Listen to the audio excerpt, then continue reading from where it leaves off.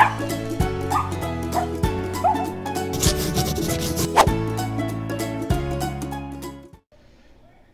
there, this is Jen, and thank you for joining me today. Today I am trying out a new technique for me, and so I thought I would go ahead and share that with you. I am going to be using the Oopsie Daisy stamp set from Possum Stamps, as well as the Mummy Wrap stencil from Possum Stamps.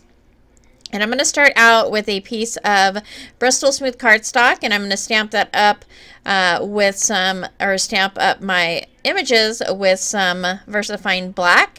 And I'm using VersaFine black because I will be using my Tombow markers today with a little bit of water, and this is a waterproof ink, so it works perfectly.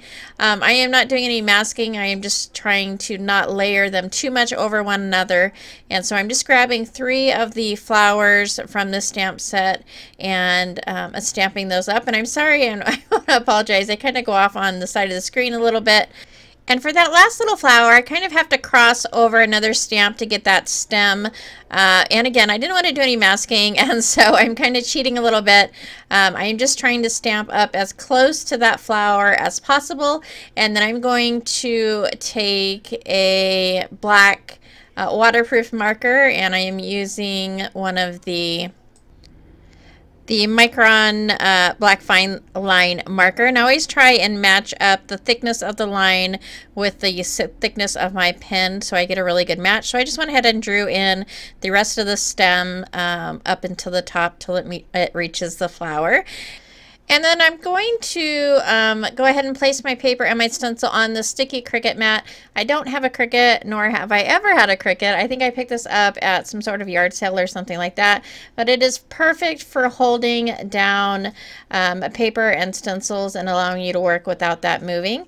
And so I've gone ahead and I've placed my stencil over my paper and kind of secured that to the mat. And I'm going to start coloring with my Tombows.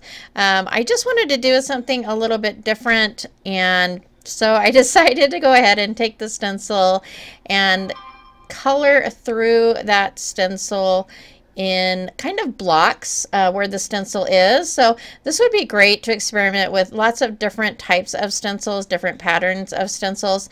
This stencil is pretty wide, and so my coloring pieces, I guess, are going to be fairly wide as well. And so what I'm doing is I'm just taking the different blocks and kind of trying to stay in that area with the colors that I'm using. So for instance, on this flower, there's going to be 3 colors kind of split between the different areas of that stencil.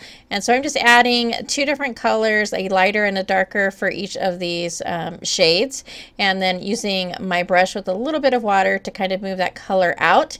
And I'm going to go ahead and do that with all of the images of the flowers. I'm not going to show all that, but it's all completed and colored. And then I'm going to take my Tombows again, and I'm picking some really light shades of kind of yellows and peaches and greens to color in the stencil in some different areas. I'm not going to color in the entire stencil, but there'll just be different blocks of really kind of subtle light colors.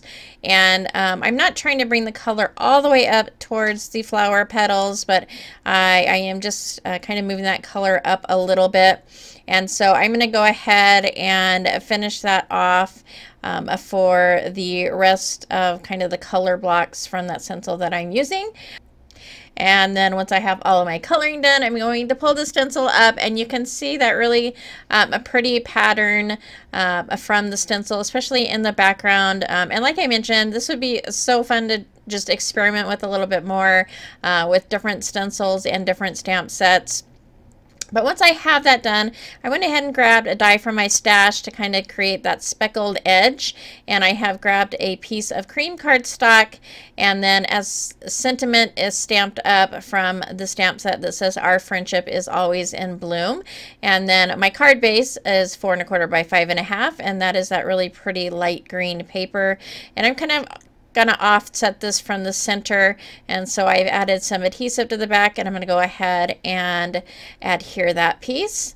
And then for my next piece, I originally wanted to create a tag that was going to hang down, and it was just taking up too much or covering too much of the flower. And so what I ended up doing was just folding it over the side of the edge of the card, and I'm going to kind of make a dimensional sentiment in a way. We are so used to adding the sentiment just flat on the card, but I thought I'd go ahead and grab a piece of foam and stick that behind the sentiment to give it a little bit of dimension on the card.